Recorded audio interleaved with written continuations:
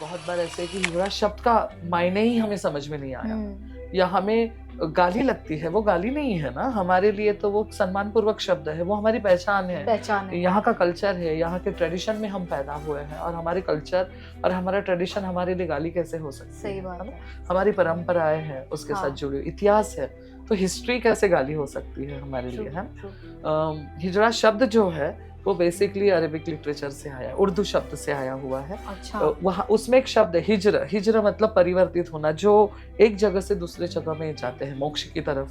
तो हिजरा शब्द का मतलब ही होता है तो कि आप मोक्ष की तरफ गए हो, ये तो वर्ड ही बहुत सीक्रेट है। या डॉक्टर बाबा साहब अम्बेडकर जी का शब्द है वो कि पढ़ाई जो है वो शेरनी का दूध है, और जो भी इस दूध को पिएगा वो हमेशा गुर्राएगा। मुझे अभी भी वो याद है कि सोशल परसेप्शंस के बारे में सोचा जाता है कि अगर आपके घर में अगर एक ट्रांस पैदा होता है तो आस पड़ोस वाले लोग क्या बोलने वाले हैं, किस तरह से आपको देखने वाले हैं।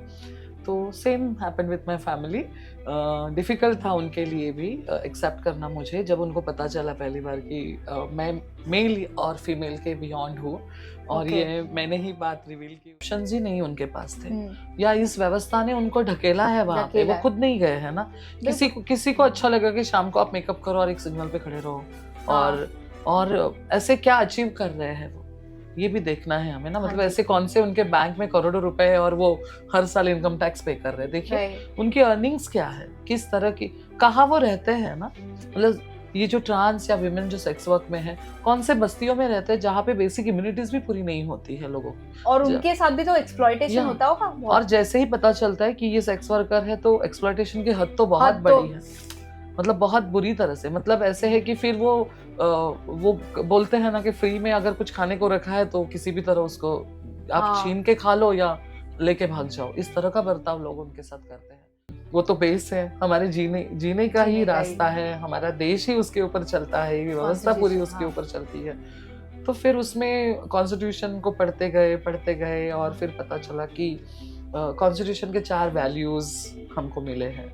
अच्छा। तो कॉन्स्टिट्यूशन के 4 वैल्यूज जो है वो बहुत मायने बनते हैं, और वो वैल्यूज है कि फेटर्निटी है, उसमें लिबर्टी है, इक्वालिटी एंड जस्टिस है। तो लगा कि ये तो चाहिए हमें, हम सबको चाहिए ना ये जीने के लिए। तो ये वैल्यूज अडॉप्ट करना पड़ेगा पहले, हम आपके हिस्सा हैं। और शायद वो खुद ही अपने सवालों पे बात करना शुरू करेंगे। एक तो सेक्स के बारे में हम बोलना नहीं चाहते हैं, सेक्स वर्क जो कर रहे हैं उनको हम बुरा कहते हैं, और उसी समाज का हम इस्तेमाल भी कर रहे हैं। Welcome to the Meenakshi Talk Loud show. Today's episode is not just a conversation. It's a story of courage, identity, dignity, and unstoppable strength. From fighting society's stereotypes to becoming a respected lawyer, human rights activist, and member of Maharashtra Transgender Board Welfare. Our guest has transformed pain into power and struggle into social change. She is the founder of Prayas Ek Koshish, an organization working tirelessly and timelessly for gender equality, justice, empowerment, and human rights. Her journey will inspire you, move you emotionally, and perhaps change the way you see the humanity itself. Let's welcome on the Meenakshi Talk Lounge show Miss Amrita Ashish. Thank you so much. We are so happy to have you here with us. So would you like to share anything for our podcast? Have you seen our podcast before? Yes, I had seen this podcast, and I'm very thankful to you and the whole team who are invited me for this wonderful event. Thank you so much. So it's an honor for us to have you with us, because I can see that potential in you and how you are helping the society. So we would like you to share some instances that need awareness about the society, and that should be shown to the people. So that's the whole point that we want people to know. So and we are very glad to have you here for that reason. Could you share your journey of life? How you began into the lawyer mode, and how did you initiated your foundation? So how? First of all, I will like to say that I had come from the very middle class family, Hindu family, and ऐसे ही होता है ना कि जैसे पिताजी है घर में, माँ है, मेरी एक सिस्टर है, और जॉइंट फैमिली में हम बड़े हुए हैं।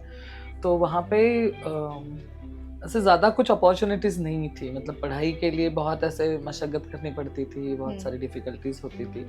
अर्निंग सोर्स बहुत बहुत कम था, तो ऐसे फैमिली से आए हैं। लेकिन मेरे लिए मेरी इंस्पिरेशनल थी मेरी ग्रैनी थी, जो मेरे पिताजी की माँ थी। बिकॉज़ मैंने उनसे कभी किसी धर्म के बारे में नहीं सुना था, या वो जब भी हमसे बात करते थे तो किसी जेंडर के बारे में हमने नहीं सुना था। जैसे स्टोरीज़ में बताया जाता है ना, इनके घर पे मत जाओ, या ये इस जाति के हैं, इस धर्म के हैं, तो ऐसे कभी सुना ही नहीं था। तो वो बहुत सारी बात अभी मुझे रियलाइज़ होती है जब मैं इस सोशल सेक्टर में काम करते कि उसका इम्पैक्ट रहा है मेरी ज़िंदगी के ऊपर, उनकी स्टोरीज़ का, उन्होंने जो भी हमें सिखाया बचपन में, तो वो एक बहुत इम्पोर्टेंट पर्सन मेरे लाइफ में रही। मैं एक ट्रांसजेंडर पर्सन हूँ, तो डेफिनेटली मैं हिजड़ा कम्युनिटी के साथ बिलोंग करते हैं। लास्ट 18 ईयर्स में एक ट्रांस करके एक लाइफ जी रहे हैं। तो इतना आसान तो नहीं होता है जब आप मिडिल क्लास फैमिली से होते हो, जहाँ पे ज़्यादा एजुकेशन और अवेयरनेस नहीं है ऐसे फैमिली से जब आते हो, तो क्योंकि सोशल परसेप्शंस के बारे में सोचा जाता है कि अगर आपके घर में अगर एक ट्रांस पैदा होता है तो आस पड़ोस वाले लोग क्या बोलने वाले हैं, किस तरह से आपको देखने वाले हैं। तो same happened with my family.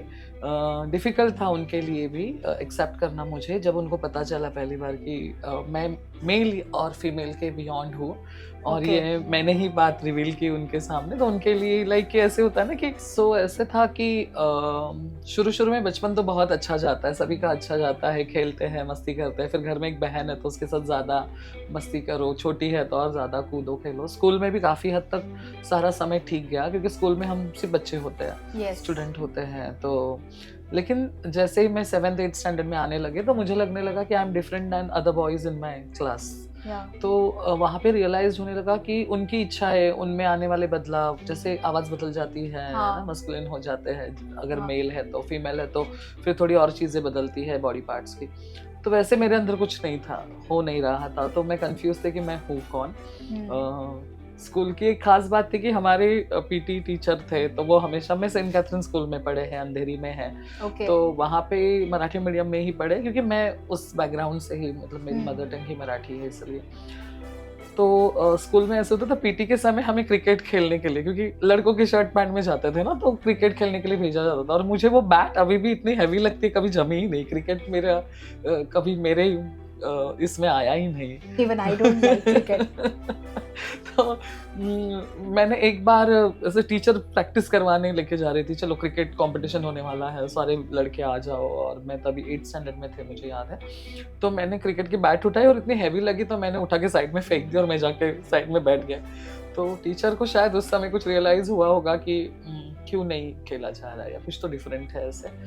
लेकिन फिर भी इतना ध्यान नहीं दिया, क्योंकि स्टूडेंट जोन होता है ना, तो हम मस्ती करते हैं, खेलते हैं, बाकी सारे लोगों के साथ मिलते रहते हैं। स्कूल में मैं काफ़ी बैक बेंचर थे, काफ़ी लास्ट में बैठते थे। मुझे हमेशा डर लगता था कि अगर किसी को पता चला मैं अलग हूँ, या मेरे क्लासमेट जैसे नहीं हूँ, मेरे अंदर कुछ अलग चीज़ें हैं, तो क्या होगा इसका इम्पैक्ट। तो मैं हमेशा लास्ट बेंच पे बैठना पसंद करते थे, ज़्यादा एक्टिविटीज़ में पार्टिसिपेट नहीं करना। तो उसका असर भी होता है कि आप थोड़ा अच्छा पढ़ाई कर लेते हो, बाकी चीज़ों में नहीं हो तो कम से कम पढ़ाई में अच्छे मार्क्स आप काउंट कर लेते हो। तो ये सारी चीज़ें हुई, और एक दिन मेरे घर में, मतलब मेरा 10th हुआ और मेरे घर में कॉलेज शुरू हुआ, तो थोड़ा आज़ादी मिलती है ना, पर लग जाता है, हम ऐसे बोलते हैं। तो कॉलेज में जाते समय थोड़ा नया ना, क्योंकि रोज का अभी स्कूल ड्रेस नहीं है, रोज नए कपड़े पहनने हैं, पॉकेट मनी मिलने वाला है, आपकी एक आज़ाद जिंदगी शुरू होती है, जहाँ पे शायद स्कूल जैसा एनवायरनमेंट नहीं होता है, बहुत नए लोग मिलते हैं। तो मेरे घर में एक्चुअली बहस शुरू हुई 10th में, मार्क्स वगैरह आ गए, और फिर एडमिशन कौन सा लेना है। और मैंने देखा कि आज से अगर आप 18 साल पीछे जाओगे तो लोगों को कॉमर्स का बहुत सारा अट्रैक्शन था। कॉमर्स में, मतलब आप लड़के हो तो कॉमर्स में ही जाना चाहिए, या फिर साइंस। फिर आप जिस फैमिली से आते हो तो साइंस अफोर्डेबल नहीं है तो कॉमर्स कर लो। तो मुझे तो आर्ट्स में इंटरेस्ट था, क्योंकि मुझे ऐसा था कि टीचर बनना है बस।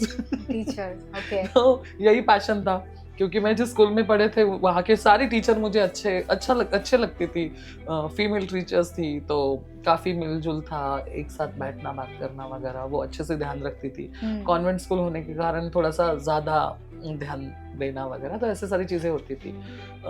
तो मुझे लगा टीचर बनना है तो आर्ट्स ही लेना है, तो वहां से एक्चुअली झगड़ा शुरू हुआ कि कॉमर्स क्यों नहीं लेना, आर्ट्स लेना है हाँ। वगैरह। और मैं मेरे पिताजी को हमेशा बोलते थे अगर मैं कॉमर्स लेंगे तो शायद मैं जिंदगी में कभी पास ही नहीं हो जाएंगे, तो हाँ। आर्ट्स बेहतर है, आर्ट्स ले लेते हैं। तो झगड़े वहां से शुरू हुए। फाइनली मैंने मेरी जिद को कायम रखा, बिकॉज शायद मैं बहुत रिवोल्टी हूँ बाई नेचर हूँ बचपन से, तो मुझे जो चाहिए वो चाहिए, हासिल करना है। तो फिर आर्ट्स में एडमिशन हो गया और फिर 11वीं में गए और पहली बार कॉलेज शुरू हो गया, तो नया माहौल, तो अभी तो पर लग गए जैसे मैंने बोला। तो फिर मैं एक दिन गए और आईब्रो करके आए गए।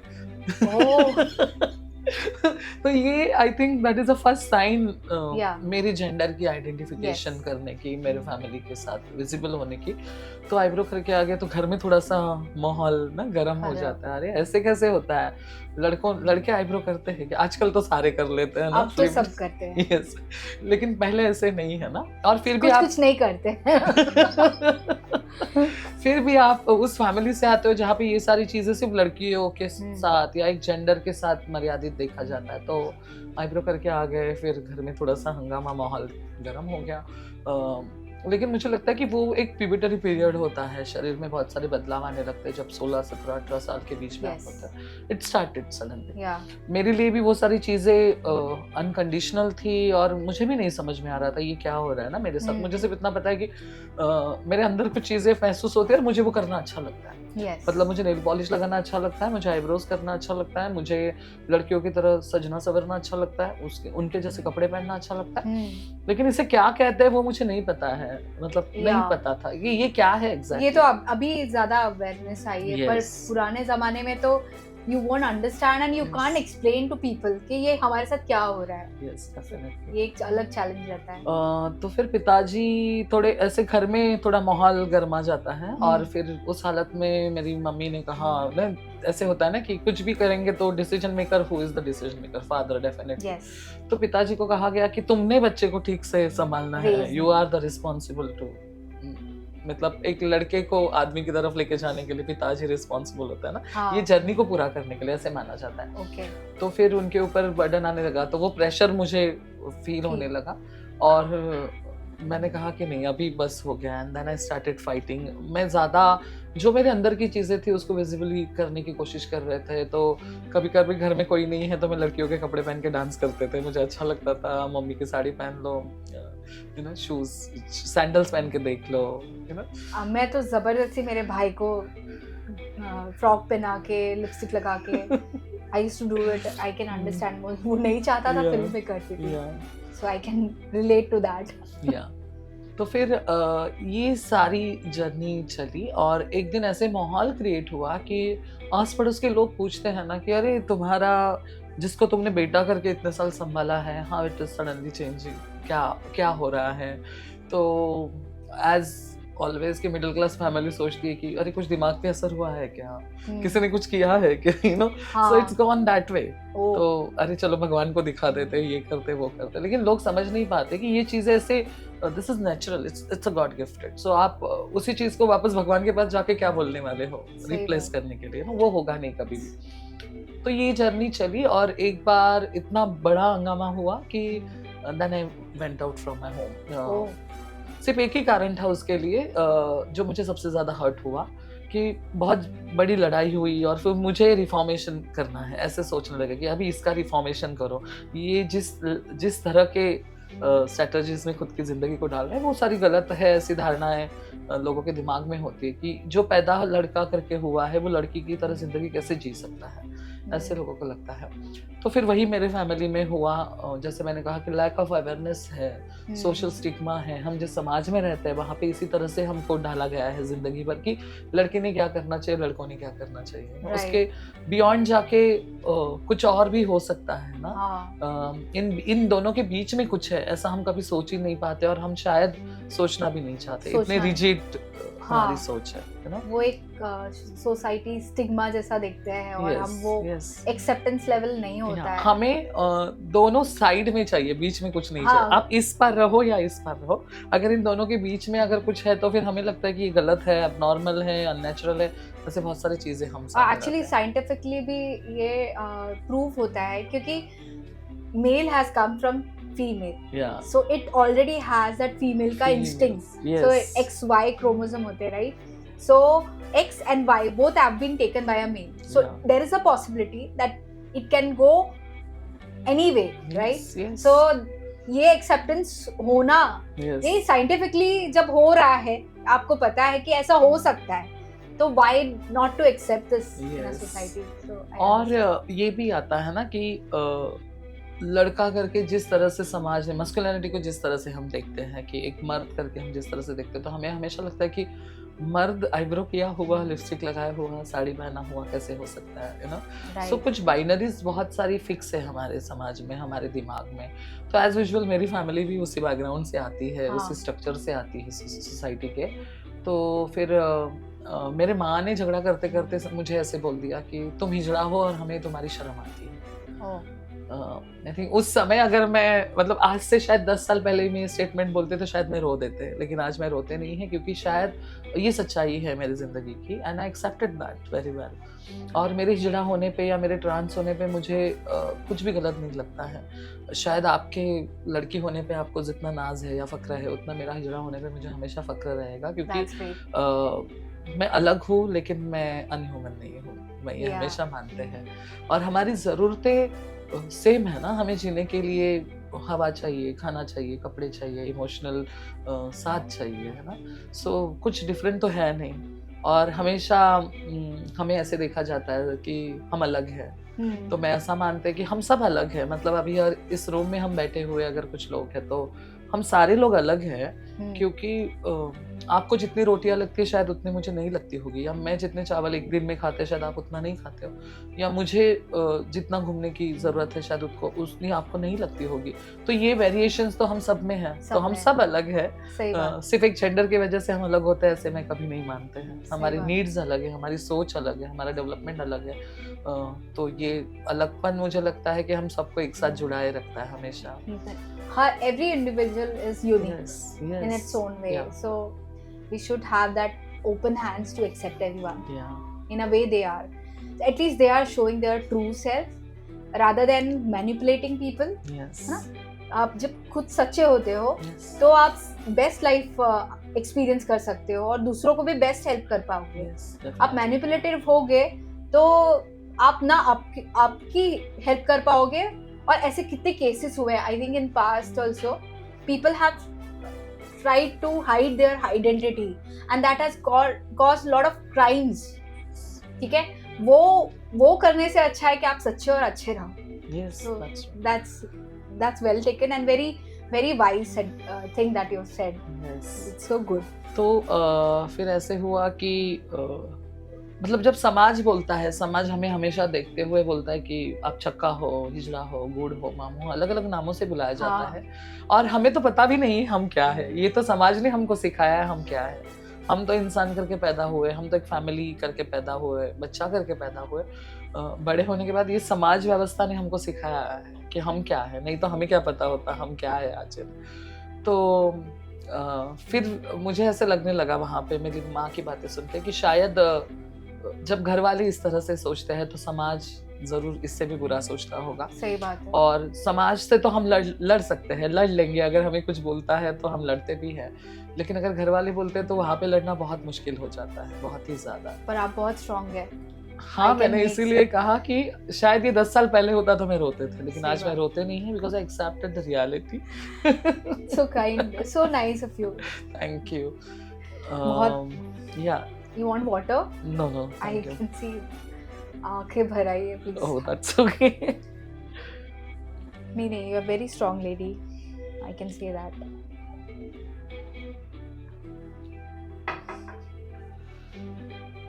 तो मुझे लगता है कि वो जो शब्द मैंने सुने ना अपने माँ से, तो इट्स ह्यूज रेवोल्यूशन। वो कहावत है ना कि अपने ही लोग अपनी जिंदगी में बहुत बड़ा रेवोल्यूशन दे ही जाते हैं, दर्द है। और मैं इसके लिए मेरी माँ या पिताजी या घर वालों को दोषी मानते नहीं हैं कभी भी, क्योंकि जैसे मैंने बोला ना कि वो इस समाज व्यवस्था का हिस्सा है। हाँ, वो भी इस समाज में रहते हैं जहाँ पे ये सारी बाउंड्रीज बाइनरीज आकी गई है, तो उनके लिए भी रेवोल्यूशन लाना बहुत मुश्किल चीज है। मतलब मुझे खुद को एक्सेप्ट करने के लिए अगर 17-18 साल लगता है, तो जिनको उन्होंने पैदा किया उसको एक्सेप्ट करने के लिए शायद इससे भी ज्यादा समय लगेगा। सही बात है। सो मैं कभी भी उनको ब्लेम नहीं करते कि उन्होंने इस तरह से मुझे देखा। शायद वो नहीं बोलते इस तरह के शब्द मुझे, तो मैं यहाँ पे नहीं होते, ऐसे मैं हमेशा मानते हैं। तो अपने ही लोग बहुत बार ताकत भी दे देते हैं, तो शायद उन्होंने जो एक शब्द का हिजड़ा है और हमें शर्म आती है, तो उस शब्द ने मुझे ताकत दी कि मेरा अस्तित्व ऐसे निर्माण करना है जिससे शायद और लोगों को शर्म ना आए फिर कभी। सही बात है एकदम। तो that's a journey. That's really great, and you have turned that pain into power, and it's a very strong thing to do, and not everyone's cup of tea. So hats off, and you are helping a lot of people in the society where it's not about you only, but you are helping a lot of other people too by having this foundation जो आप चलाते हैं, प्रयास एक कोशिश। तो उसमें आप आई थिंक LGBT कम्युनिटी को सपोर्ट करते हैं, प्लस आप सेक्स वर्कर्स एंड और भी आपकी कुछ I think ration and all वो भी आप सपोर्ट करते हैं। तो कुछ शेयर करना चाहेंगे अपने फाउंडेशन के बारे में? उसकी जर्नी ऐसे रही मेरे लाइफ में कि जैसे मैंने घर छोड़ा तो मैं मेरे बिरादरी में चले गए। मतलब हमारी जो हिजरा कम्युनिटी होती है, मेरे गुरु है गोरेगांव में रहते हैं, भगत सिंह नगर में, तो उनके पास गए और फिर एक नया परिवार शुरू हो जाता है हमारा, हम जैसे लोगों का। तो वहाँ पे हम हमारे गुरु को माँ बोलते हैं हमेशा, क्योंकि वो माँ की जगह लेती है। तो ऐसे मानते हैं ना, कृष्णा को 2 माँ थी, तो वैसे हमारे लिए भी 2 माँ होती है। तो नेचर डिसाइड करता है हमेशा कि आपको एक पैदा करती है और एक संभालती है डेफिनेटली, और दोनों का वैल्यू बहुत इम्पोर्टेंट है कि पैदा करने वाली माँ भी उतनी इम्पोर्टेंट है और संभालने वाली हमारी कम्युनिटी की माँ भी मेरे लिए उतनी इम्पोर्टेंट है। सही बात। तो मैंने देखा उनके साथ रहते समय कि मैं उनको हमेशा बोलते थे कि क्या सिर्फ अपनी ज़िंदगी ताली बजाने के लिए है क्या अपनी ज़िंदगी सिर्फ सिग्नल पे भीख मांगने के लिए है क्या? और अगर यही करना था तो फिर मैं मेरे फैमिली में गालियाँ खा के ठीक थे ना, क्यों यहाँ पे आए मैं। तो कुछ बदलाव तो होना चाहिए जिंदगी में। सही बात। बदलाव क्या है शुरू में पता ही नहीं चला था। तो वहाँ पे जहाँ पे मैं रहते थे उनके पास, तो वहाँ पे आजू बाजू में कुछ महिलाएं थी जो घर काम करती थी, डोमेस्टिक वर्क करती थी। उनसे दोस्ती हो गई, तो अच्छी बातें करते थे। कभी कभी वो मुझे खाने के लिए देते थे, मैं उनको खाने के लिए देते थे, शेयरिंग वगैरह होता था। तो ऐसे बात करते करते मैंने बहुत बार ऑब्जर्वेशन एक बहुत बड़ी टेक्निक होती है और बहुत बड़ा गिफ्ट होता है नेचर का, तो शायद वो लकीली मेरे पास है, ऐसे में मानते हैं। तो मैंने देखा कि डोमेस्टिक वर्कर्स और हम ट्रांसजेंडर्स, हम दोनों भी जेंडर बायसनेस के शिकार हैं। देखिए ना, क्योंकि औरत को खाना बनाने को आना चाहिए, औरत को कपड़े धोने आने चाहिए, बड़ों की रिस्पेक्ट करनी आनी चाहिए, इसीलिए वो घर में लगातार काम करती है। और वो जाके बाहर जब दूसरों के घर में काम करती है तो उसको हम काम नहीं मानते हैं, है ना? तो वो इतना जेंडर बायस है कि आप औरत हो, आप रोटी बनाओगे, खाना बनाओगे, बाय डिफॉल्ट यही आ जाता है कि आपको आना ही चाहिए, फीमेल को ही आना चाहिए, और आपके वो जीन्स में, क्रोमोसोम्स में होना ही चाहिए। It is too rigid, tasty खाना बना। यस। तो वो जब जाके बाहर काम करती है तो उसको काम हम नहीं मानते हैं ना। हमें लगता है क्या कर रही है, रोटी बना रही है, और बाहर जाके भी रोटी बना रही है, सिर्फ पैसा कमा रही है रोटी के ऊपर। और यही औरत जैसे दिखने वाले सारे लोगों के बारे में भी हमारा परसेप्शन है कि अगर ट्रांस है तो वो औरतें मानती है खुद को, तो उन्होंने भी इसी लिमिटेशंस में, इसी बाइनरी में जीना चाहिए। तो हम दोनों भी जेंडर बायसनेस के शिकार है, ऐसे मुझे लगने लगा। तो हमने ऐसे बैठे थे, मनीषा करके एक ताई है हमारे पास रहती थी, तो उनको मैंने पूछा कि क्यों ना हम एक दूसरे के लिए कुछ करें ना, वी शुड स्टार्ट। क्या करेंगे हमें पता नहीं था, कुछ करना था, क्योंकि वो भी डोमेस्टिक वर्कर थी, मैं ट्रांस थे। तो जैसे मैंने बोला कि हम दोनों भी जेंडर बायसनेस के शिकार है, सोसाइटल नॉर्म्स के शिकार है कि औरत जो औरतें हैं उन्होंने ऐसे रहना चाहिए। मतलब औरतों ने कितना हंसना चाहिए, कितना बोलना चाहिए, यहाँ तक सारी लिमिटेशंस, पैट्रियार्की, यस, काफी सारे लिमिटेशंस है, हम मानते हैं। तो फिर क्या करना है ऐसे? तो मैंने कहा कि हमें रिकॉग्नाइजेशन मिलना चाहिए, ऐसे कुछ हमने करना चाहिए ना। और रिकॉग्नाइजेशन सिर्फ रिकॉग्नाइजेशन नहीं होता है, वो आपको डिग्निटी मेंटेन करता है, वो आपको एम्पावर्ड करने के हर चांसेस क्रिएट करता है, वो आपको जस्टिस देता है, इक्वालिटी लाता है। तो ऐसे कुछ करना चाहिए। राइट। तो शुरू में तो हम बैठते थे और हम सिर्फ प्रॉब्लम के ऊपर चर्चा करते थे कि अच्छा तुम डोमेस्टिक वर्क में जाती हो तो क्या क्या दिक्कतें आती है, मालिक कैसे ट्रीट करते हो। तो वो हमें पूछते थे कि ट्रांसजेंडर करके तुम्हें क्या दिक्कतें आती है, तुम ट्रेन में ट्रैवल करते हो तो क्या चैलेंजेस है, सड़कों पे जाते हो तो क्या चैलेंजेस है, क्या तुम्हें पढ़ाई मिलती है, क्या क्या तुम्हें एम्प्लॉयमेंट मिलता है क्या। तो ऐसे सारी चर्चा होती थी और फिर वहाँ से सारी चीज़ें शुरू हुई। कुछ फ्रेंड्स बने क्योंकि उस समय भी मेरे गुरु के पास रहते समय भी मैंने कॉलेज को कंटिन्यू किया। मतलब हाँ। मैंने अंधेरी में वीबा सॉरी वालिया कॉलेज है ओके। डीएन नगर में, वहाँ पे मैंने 12th किया क्योंकि तो 11th उसका के बाद जो फंडिंग जो था वो गुरुमा से हाँ उन्होंने सपोर्ट करते she थे। was very और supportive, हाँ। और भी ऐसे था कि मुझे डांस का बहुत शौक था, तो मैं गुरु के साथ डांस करने जाते थे तो वहाँ पे पैसे मिलते थे। हाँ। तो ऐसे सारी, लेकिन पढ़ाई कंटिन्यू रही। मैंने Very पढ़ाई good. बहुत इम्पोर्टेंट था मेरे लिए, Yes. ऐसे लगता था मुझे हमेशा, तो वो कंटिन्यू रखी।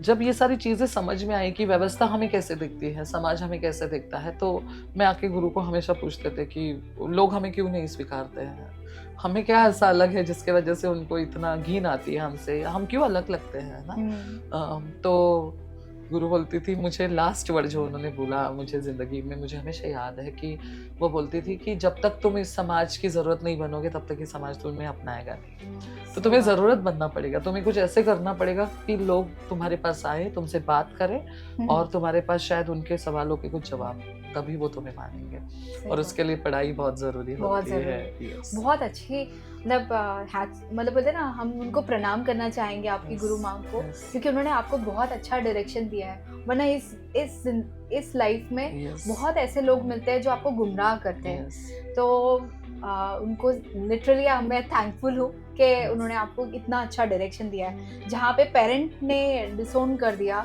बट तो सच में ये कहते हैं ना, दो माँ होती है कृष्ण की।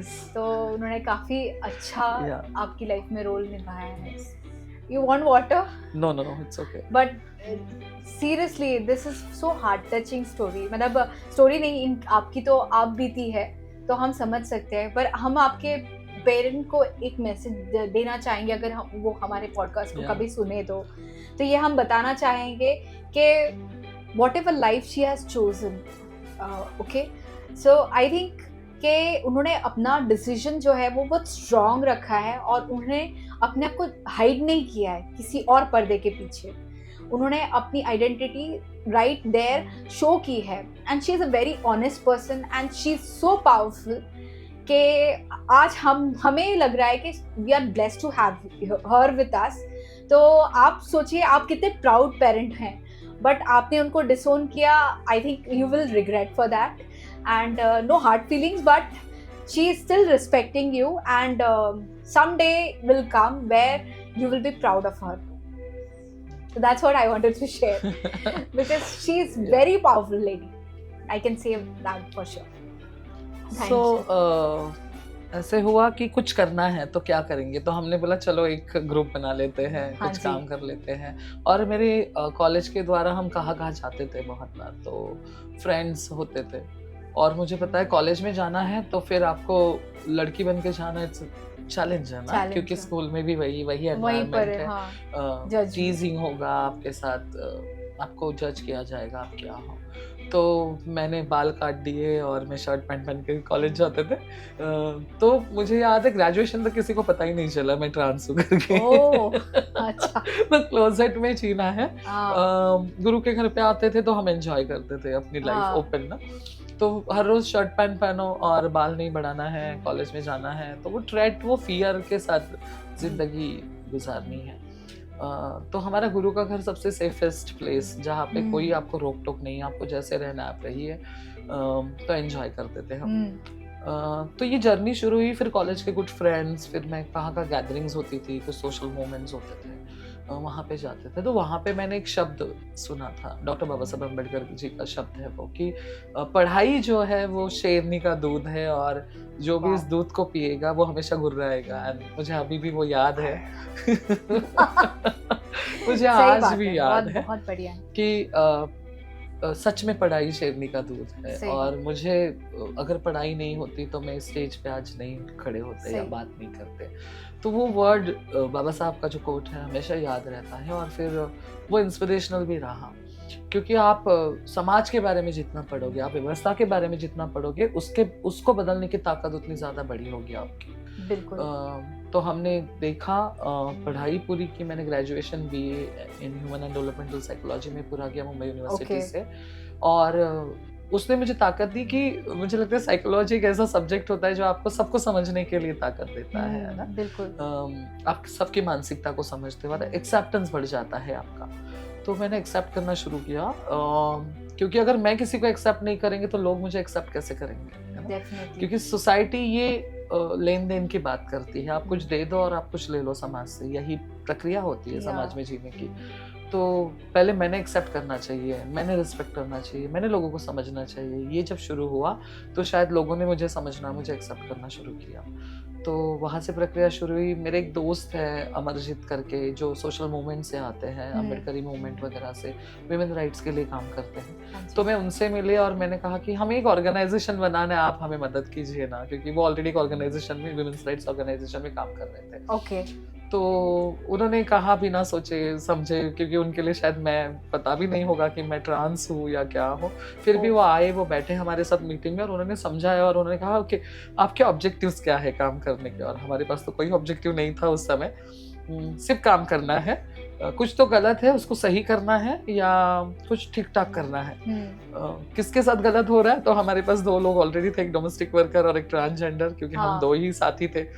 तो इसको कुछ करेक्शन करना है, मुझे इंसान करके देखना चाहिए और इनके लिए, डोमेस्टिक वर्कर्स के लिए कुछ राइट्स होने चाहिए, यही दिमाग में था। तो वहाँ से शुरू हुआ। फिर और सारे डोमेस्टिक वर्कर्स को हम मिले। उनके लिए मुझे समझना बहुत डिफिकल्ट था, क्योंकि उनके लिए मैं ट्रांस हूँ।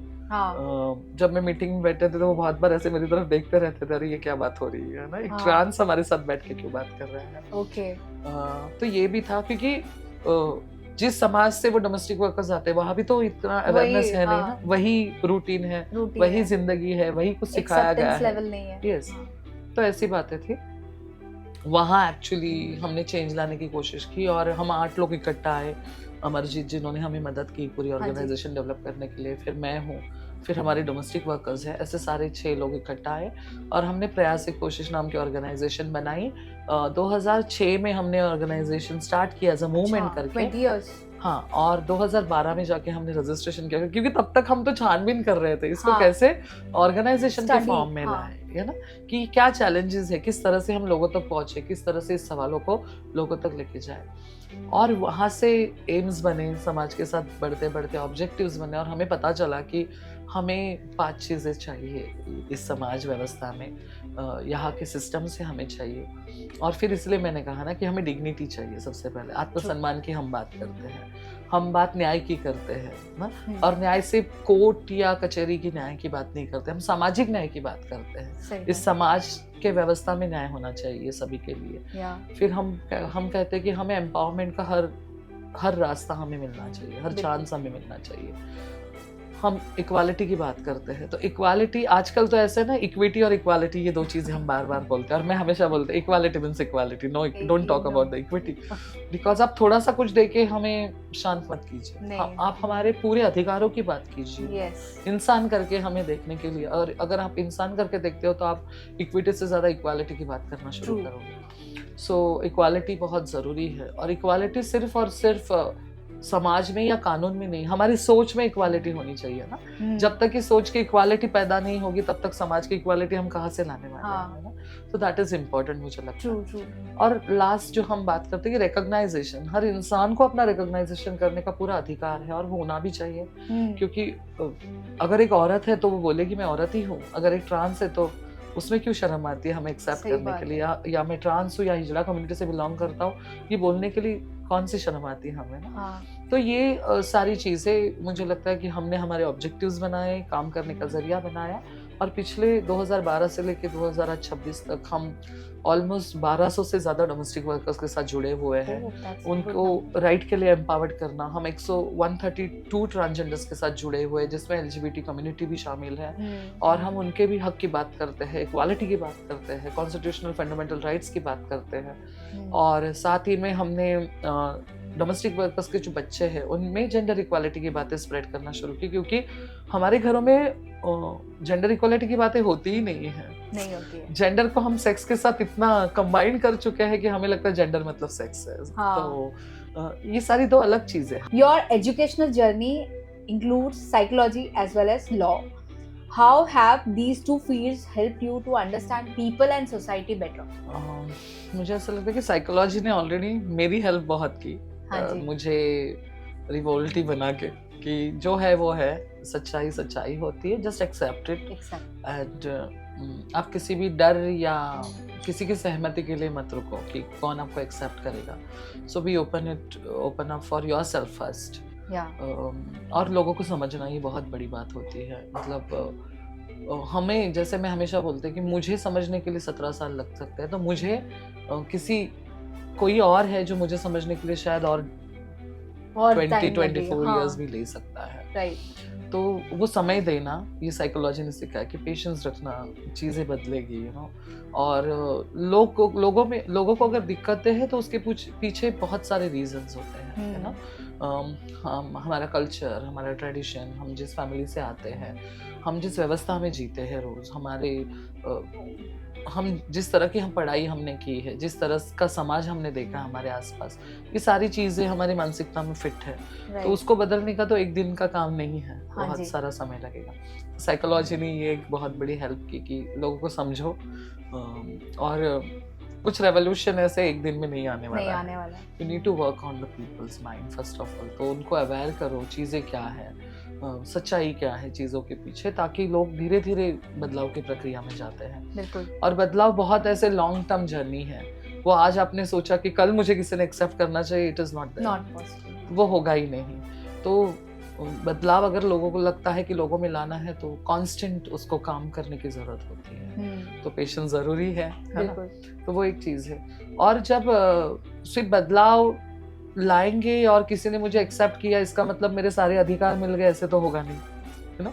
Acceptance doesn't mean with a lot of rights. Rights के लिए झगड़ना पड़ेगा हमें। हाँ जी। तो एक्सेप्टेंस तो आ गया, अभी और आगे की जर्नी बाकी है। हाँ जी। तो लगा कि अभी डोमेस्टिक वर्कर्स और हम एक साथ तो आ गए, जर्नी को समझने लगे, ऑब्जेक्टिव्स भी क्लियर हो गए, ऑर्गेनाइजेशन भी बन गया। तो अभी थोड़ी और कानूनन पढ़ाई भी तो बहुत जरूरी है ना, कि कानून कैसे बनेंगे, हमारे लिए हक की बात करना है तो क्या क्या ग्राउंड्स होगा उसका। तो फिर कॉलेज में एडमिशन लेना पड़ा, लॉ पढ़ना पड़ा, लॉ की डिग्री लेनी पड़ी। और फिर समझ में आया लॉ में बहुत सारे सब्जेक्ट्स होते हैं। तो वहाँ पे समझ में आया कि जो मेरा फेवरेट सब्जेक्ट है वो कॉन्स्टिट्यूशन है। हाँ। तो वो तो बेस है, हमारे जीने का ही रास्ता है, हमारा देश ही उसके ऊपर चलता है, ये व्यवस्था पूरी उसके ऊपर चलती है। तो फिर उसमें कॉन्स्टिट्यूशन को पढ़ते गए और फिर पता चला कि कॉन्स्टिट्यूशन के 4 वैल्यूज हमको मिले हैं।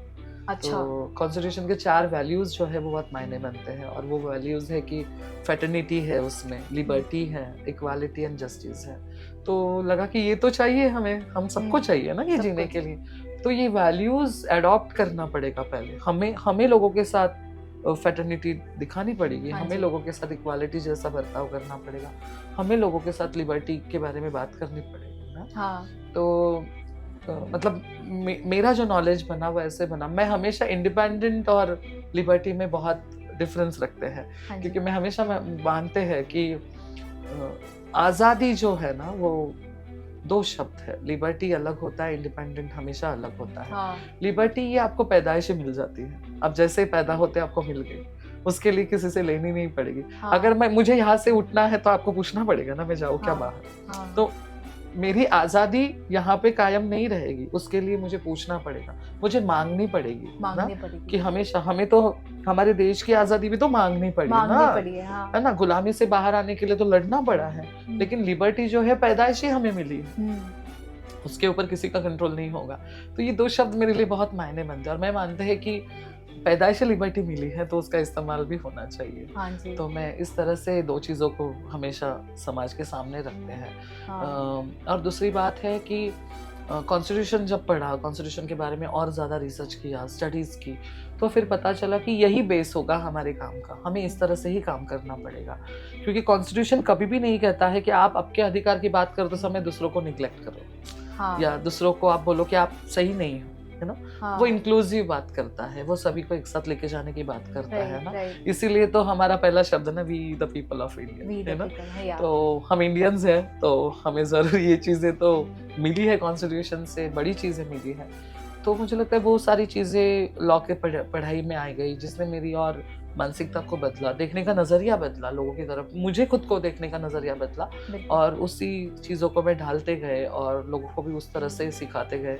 शायद अभी भी जर्नी बहुत बाकी है, ऐसे में हमेशा मानते हैं, लेकिन एक जगह पे आके हमें ये पता चला कि हम ट्रांस है, हम हिजड़ा कम्युनिटी के लोग हैं, ये बोलने के लिए आज जो प्राउड फील होता है, शायद ये सारी स्टडी उसी के वजह से फील होता है। But you adapted well. Nice. वो कुछ होता है ना बीच में, हाँ। बंद करो अभी। हाँ। तो मुझे लगता है कि लॉ की स्टडी इस तरह से रही। सिर्फ कानून की अगर स्टडी मैं करते लॉ में, तो शायद मैं आज सिर्फ कानून की बातें करते। हाँ जी। मैं ह्यूमैनिटी की या ह्यूमन राइट्स की या फंडामेंटल चीज़ों की बात करते, क्योंकि कॉन्स्टिट्यूशन पढ़ना बहुत ज़रूरी है। तो वो पढ़ने के बाद ही मुझे समझ में आया कि बदलाव जो है वो एक बड़ी प्रक्रिया है, और उसके लिए छोटे छोटे काम हमें करने पड़ेंगे। हाँ। तो मैंने देखा कि डोमेस्टिक वर्कर्स के साथ मैं जब काम करते थे, तो वो खुद को डोमेस्टिक वर्कर करके कभी नहीं मानते थे। अच्छा। वो बोलते थे मैं नौकरानी हूँ, या किसी के घर में मैं झाड़ू बर्तन करने जाती हूँ। तो वो शब्द तक लाना उनके लिए, मेरे लिए बहुत मायने बनता था, बिकॉज उस शब्द में एक वेटेज है, एक डिग्निटी मेंटेन होती है जब मैं वर्कर बोलते हैं खुद को, कि मैं इस समाज व्यवस्था में कुछ कंट्रीब्यूट कर रहे हैं, इकोनॉमिकली, सोशली डेवलपमेंट की तरफ। फिर हिजड़ा शब्द जब हम बात करते हैं, तो बहुत बार ऐसे है कि हिजड़ा शब्द का मायने ही हमें समझ में नहीं आया, या हमें गाली लगती है। वो गाली नहीं है ना, हमारे लिए तो वो सम्मान पूर्वक शब्द है, वो हमारी पहचान है, यहाँ का कल्चर है, यहाँ के ट्रेडिशन में हम पैदा हुए हैं, और हमारे कल्चर और हमारा ट्रेडिशन हमारे लिए गाली कैसे हो सकती है? सही बात है। हमारी परंपराएं हैं, उसके साथ जुड़े इतिहास है, तो हिस्ट्री कैसे गाली हो सकती है हमारे लिए, है? हिजड़ा शब्द जो है वो बेसिकली अरेबिक लिटरेचर से आया, उर्दू शब्द से आया हुआ है। अच्छा। वहाँ उसमें एक शब्द है हिजर मतलब परिवर्तित होना, जो एक जगह से दूसरे जगह में जाते हैं मोक्ष की तरफ। तो हिजरा शब्द का मतलब ही होता है कि आप मोक्ष की तरफ गए हो, ये तो वर्ड ही बहुत सेक्रेड है, या तो फिर गाली तो हो ही नहीं सकती। गाली हो ही नहीं सकती है। तो जिस शब्द का अर्थ इतना वैल्यूएबल है, उस शब्द को अपनाते हुए हमें क्यों गलत लगेगा, या उस शब्द को हम क्यों नहीं अपनाए ना? बिल्कुल बिल्कुल। So it's a respectful word for us. अच्छा, आपने बताया था कि your organization is working for sex workers as well. So आप कैसे उनसे कनेक्ट हुए, और क्या हार्डशिप्स वो डेली बेसिस पे जाते हैं जिसने आप लोगों को उनको भी अपने साथ में इंक्लूड करके उनके राइट्स के लिए भी आपने सोचा कि इनको अवेयरनेस इनके बारे में बहुत जरूरी है? तो आप कुछ शेयर करना चाहेंगे इसके बारे में? शुरू में ऐसे था कि आप सभी को पता है ना कि सेक्स वर्क को हम कैसे लेजिटिमेट और इलेजिटिमेट के बीच में हम रखते हैं हमेशा, कि कानूनन तो गलत है, लेकिन फिर भी समाज में भी ये गलत ही है, ऐसे ही माना जाता है। गलत मानते हैं, बट हर जगह पे आप देखेंगे भी गलत मानते हैं, पर आपको हर सिटी में ऐसे गलियां दिखती हैं। डेफिनेटली। तो जो गलत मानते हैं वो भी जाते हैं। तो वो कैसे आप लोगों को में वो इंक्लूसिवनेस उनका लाना चाहेंगे ऐसे लोगों को? द मोस्ट इम्पोर्टेंट जो महिलाएं सेक्स वर्क में हैं या जो ट्रांस सेक्स वर्क में हैं, वो इंसान है, ये समझना बहुत जरूरी है हमें। They are not a machines, कि वो एक प्रोडक्शन नहीं बना रहे हैं। उनकी अपनी जरूरतें हैं, उनकी अपनी इच्छाएं हैं, वो उस फॉर्म में है क्योंकि शायद कुछ ऑप्शंस ही नहीं उनके पास थे, या इस व्यवस्था ने उनको ढकेला है वहाँ पे, वो खुद नहीं गए है ना। किसी को अच्छा लगा कि शाम को आप मेकअप करो और एक सिग्नल पे खड़े रहो, और ऐसे क्या अचीव कर रहे हैं वो, ये भी देखना है हमें ना, हाँ मतलब जी। ऐसे कौन से उनके बैंक में करोड़ों रुपए है और वो हर साल इनकम टैक्स पे कर रहे हैं। देखिए राइट। उनकी अर्निंग्स क्या है, किस तरह की, कहाँ वो रहते हैं ना, मतलब ये जो ट्रांस या विमेन जो सेक्स वर्क में है, कौन से बस्तियों में रहते हैं जहाँ पे बेसिक इम्यूनिटीज भी पूरी नहीं होती है लोगों की। और ज- उनके साथ भी तो एक्सप्लॉइटेशन या होता होगा और बहुत। जैसे ही पता चलता है कि ये सेक्स वर्कर है तो एक्सप्लॉयटेशन की हद तो बहुत हद तो बड़ी है, मतलब बहुत बुरी तरह से, मतलब ऐसे है कि फिर वो बोलते हैं ना कि फ्री में अगर कुछ खाने को रखा है तो किसी भी तरह उसको आप हाँ। छीन के खा लो या लेके भाग जाओ, इस तरह का बर्ताव लोग उनके साथ करते हैं। तो सबसे पहले है कि वो इंसान है, ये समझना जरूरी है, उनकी जरूरतें हैं। उस क्षेत्र में या उस काम में वो खुद नहीं आए हैं, जिस हाँ। व्यवस्था ने उनको डाला है, राइट। ये हमने समझना है। हम रिस्पॉन्सिबल है अगर वो उस जगह पे है हाँ। तो हमने उनके लिए क्या किया है ना, सही ये बात। कुछ हमारी जिम्मेदारियां इस समाज की। अगर हम किसी के अधिकार छीन लेते हैं, किसी को एक ऐसे काम में डालते हैं जहाँ पे उनके मर्जी के खिलाफ वो है, तो उनको वहां से निकलना भी तो हमारी जिम्मेदारी बनती है। तो सही हमने बात। उनके लिए किस तरह की सुविधाएं निर्माण की, क्या उनके लिए हमने किया है, किस तरह का रिकॉग्नाइजेशन हम उनके लिए कर रहे हैं, क्या उनकी कोई डिग्निटी है या नहीं, ये सारी चीजें हमें देखनी और पड़ेगी। उन्हें लाया भी तो धोखे से जाता है। Yes. ज्यादातर केसेस वैसे Yes, होते हैं, yes, कोई अपनी definitely. मर्जी से नहीं जाना चाहता है। इसीलिए मैंने कहा ना कि हमने खुद ने ही उनको वहां पे उस जगह पे पहुंचाया है और फिर हम उनको जज कर रहे हैं यहाँ पे बैठ के, हाँ, राइट राइट। ना। अब तो उनके पास कुछ ऑप्शन नहीं मिला कि सोसाइटी उनको एक्सेप्ट ही नहीं कर रही, तो उन्हें लगता है वहां पे ही वो बेटर, ज्यादा सेफ है एटलीस्ट कम्युनिटी बना के, yes, rather than living alone. definitely. और फिर हम बोलते हैं कि वो कुछ काम क्यों नहीं करते अलग, हाँ, है ना, ये भी सवाल आता है एक्सेप्टेंस भी तो नहीं होगा। कि ठीक है हम मानते हैं कि उन्होंने कुछ अलग काम करना चाहिए, क्या हमने उनको वो अपॉर्चुनिटी क्रिएट की है? नहीं। ये सवाल पहले हमने पूछना चाहिए हमसे कि क्या ट्रांस सेक्स वर्कर्स को या फिर विमेन सेक्स वर्कर्स को हमने क्या अपॉर्चुनिटीज दी है इस समाज में? नहीं। क्या एक छोटी सी चीज हम उनकी तरफ देखते समय किस नजरिए से देखते हैं? हाँ, शुरुआत तो यहाँ से होती है ना, से, हाँ। मतलब कई हद तक वो बेडरूम में बहुत अच्छी लगेगी हमें, लेकिन क्या समाज में हम उनके साथ बैठ के चाय पीने के लिए तैयार हैं? नहीं, उनके हालचाल पूछने के लिए तैयार चलना हैं? भी नहीं चाहेंगे।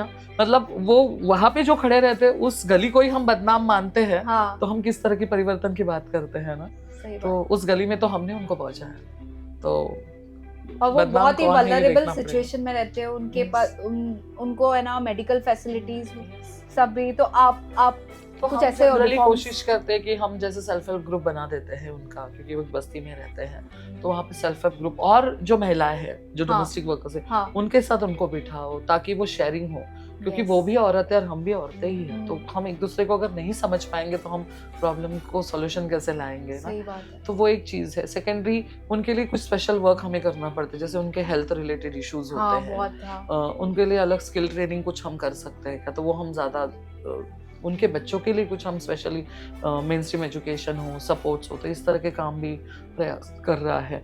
कुछ हद तक जब क्राइसिस होते हैं उनके साथ, जैसे बस्ती या उजाड़ दी और वहाँ पे वो रहते हैं हाँ। और उनके घर चले जाते हैं, तो उसमें कुछ ग्रेन सपोर्ट है, उनके बच्चों के लिए कुछ मटेरियलिस्टिक कपड़े हैं या कुछ खाना हाँ।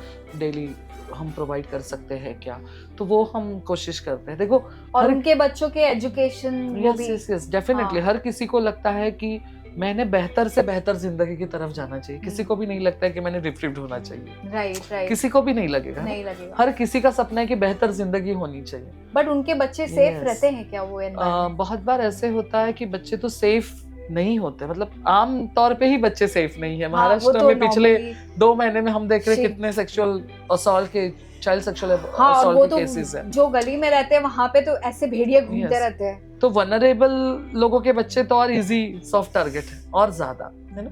तो माओ को सिखाना पड़ता है कि बच्चों के अधिकार क्या है, कैसे Right. उनको प्रोटेक्ट किया हाँ, जाए। और वो भी एजुकेटेड नहीं होती तो है। लीडरशिप मेंटेन करना, लीडरशिप हाँ। बनाना ऐसे समूह में ये एक बहुत बड़ी बात है। मतलब हम्म, ठीक है, हम जो काम कर रहे हैं, किसी भी माँ को, किसी भी सेक्स वर्कर को नहीं लगता है कि उनके बच्चों ने भी वही करना चाहिए, हाँ, डेफिनेटली नहीं बट लगता कुछ कुछ ऐसे इंस्टेंस आए हैं जहाँ पे वो पैसे के लिए ओके हो जाते हैं।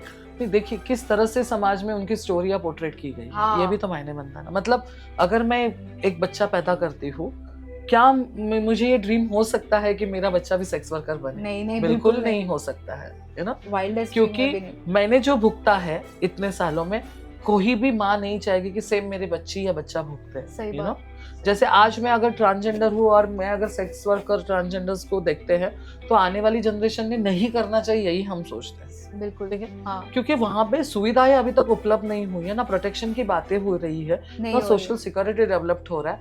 तो ऐसे माहौल में डिप्रीव्ड होकर किसको जिंदगी जीना अच्छा लगेगा, है सही ना? बात तो उनको अपलिफ्ट करना, उनको मेन स्ट्रीम सोसाइटी में लाना, और ऑक्यूपेशन से ज्यादा वो जो काम कर रहे हैं उससे ज्यादा वो एक इंसान है ना, हाँ ये जी। फीलिंग मेंटेन करना बहुत जरूरी है। बहुत और जरूरी जिस दिन ये फीलिंग हर इस वनरेबल ग्रुप के लिए हमारी बनेगी ना, उस दिन शायद जो वनरेबल फील करते हैं वनरेबल फील करना नहीं करेंगे उनको लगेगा हम आपके हिस्सा हैं, हाँ और शायद वो खुद ही अपनी सवालों पे बात करना शुरू करेंगे। एक बिल्कुल तो सेक्स के बारे में हम बोलना नहीं चाहते हैं, सेक्स वर्क जो कर रहे हैं उनको हम बुरा कहते हैं, और उसी समाज का हम इस्तेमाल भी करते हैं। हाँ तो सही ये बात कितना सही है ना? बहुत ये तो बेसिकली एकदम रॉन्ग डायरेक्शन में ही जा रहा है सब यस, तो इसका तो कुछ आई थिंक बहुत सारे रिफॉर्मेशंस और कुछ लॉज जो इन सबको भी स्ट्रेंथन कर रहे होंगे Yes, ऐसे भी yes. फॉर्म हो रहे होंगे ना तो आप बहुत बोल- सारे कानून अभी बन रहे हैं। बहुत सारी, जैसे अभी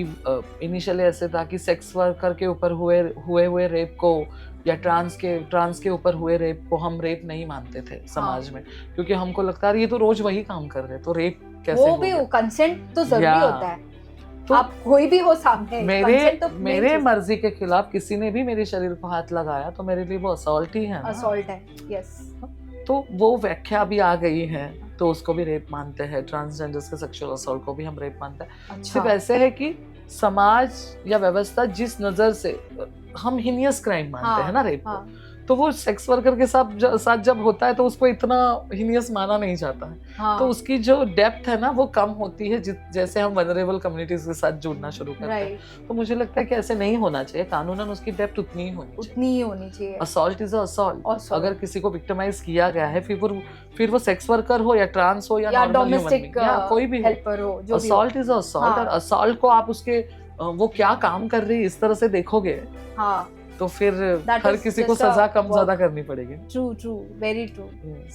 thank you so much Amrita ji, बहुत मजा आया। हम थोड़ा सा गेम खेल लेते हैं। Yes. हमने बहुत इमोशनल बातें की है, थोड़ा सा लाइटर हो जाते हैं और एंड ऑफ द शो में हम चीयरफुल जाते हैं, है ना?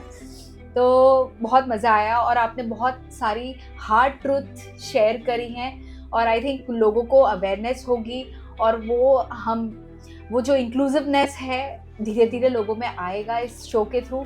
जितना हम पहुंचा सकेंगे यूनिवर्स में फ्लोट कर देंगे and then we will see the change, right? चलिए हम रैपिड फायर खेलते हैं। सबसे पहले one word that defines your journey. Revolution. Wow, yeah that's much needed. Courage means to you. Courage means fighting with the system. Yes. What does equality means to you?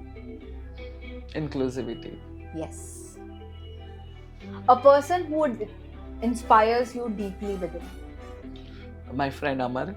अच्छा, Yes. हाँ जिनके साथ में आपने- Organization जिनके साथ organization. शुरू हुई। What are your dreams for future?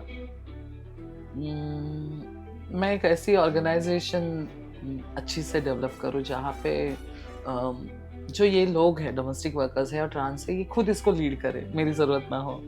हाँ जी, ये भी बहुत अच्छी बात है। हम ऐसा AI बना देंगे। बिल्कुल। एक्चुअली हम सॉफ्टवेयर इंजीनियर ना, तो Okay. मेरा ऐसा कुछ तो चलता रहता है अंदर से। और नहीं, मुझे लगा आप सच में ऐसा AI बनाने वाली है। नहीं बना देंगे ना। It is also the idea, all any idea should be registered and it should be implemented. Yes. वैसे ही तो रिवोल्यूशन तो वैसे ही आएगा ना, Yes. जब आइडियाज इम्प्लीमेंट Yeah. होंगे। तो इसलिए मैं सोच रही थी। अच्छा, मैं ये पूछना चाहूंगी लास्ट रैपिड फायर क्वेश्चन में कि what that advice you would like to give to your younger self. हाँ, अपने आप के जिससे ना कुछ चेंज अभी की लाइफ से पहले की लाइफ में चेंज हो सके। ओके, तो मुझे लगता है कि आप पढ़िए, आप संगठित होइए, मतलब इकट्ठा आइए और रेवोल्यूशन की तरफ बढ़ते रहिए। बिल्कुल। So the success is yours. Wow, that's great. Well said, and it was really heart touching podcast. हम अपने अगले गेम की तरफ अभी हम थोड़ा सा खेलेंगे। Oh God. हम थोड़े से मस्तीखोर बच्चे Okay. हैं, हम खेलते रहते हैं। ठीक है। What do you mean? इसमें कुछ आपत्तिजनक चीजें भी आ सकती हैं जो Okay. हम अवॉइड कर सकते हैं हमारे पास राइट्स। हाँ, तो आप इसमें से एक विजुअल उठाइए और इसमें से आप तो वैसे भी साइकोलॉजिस्ट हैं, साइकोलॉजी एक्सपर्ट है, तो आप तो इनकी Okay. साइकोलॉजी समझ सकते हैं। जल्दी से बताना है इसमें से। Okay, only one. और आपको हाँ, This one. yeah, Okay. first thought that comes into your mind. मुझे कम मत समझो. Yeah. Yes. Yes. पर ये रोते रोते बोल रहे। हाँ, हाँ, मतलब फिर भी मुझे कम मत समझो. fear है उसको अभी भी, हाँ, but but he wants still. to explain Yeah. that I've not lost my hope. Yes. Yes, that's really great thought. अब हम थोड़े वर्ड्स पे पढ़ेंगे। Okay. ये थोड़े नटखट से वर्ड है, बीच बीच में क्या क्या आ जाते हैं। Why with me? When someone 50 feet ahead of you holds a door for you and makes you do that awkward walk sprint, Oh, how would you react? I will ignore it. Best. Ignorance is the bliss. Best. When you hurt your little brother and he start screaming for your mom, क्या करोगे आप? मैं. I will give the दूसरा some sweet. दूसरा नहीं कुछ लाके दे अच्छा। दूंगी ताकि शांत हो जाए. corruption, रिश्वत. When it's your birthday and your Facebook wall reminds you how popular you are, so what is that feeling that comes? मैं स्वर्ग में हूँ. Thank you so much, बहुत अच्छा Thank you. लगा, बहुत मजा आया. अभी हमारी एक लास्ट रिचुअल रहती है Okay. जहाँ पे हम हमारे सारे गेस्ट जो सेलिब्रिटीज आते हैं, हम उनके स्लैम बुक का हम बचपन में करते थे, जैसे हम उनके ऑटोग्राफ्स लेते हैं कि Oh my God. कभी आप है ना प्रधानमंत्री बन गए उफ, तो हम बोले कि हमारे पास प्रधानमंत्री का ऑटोग्राफ एंड आई विश शायद that नहीं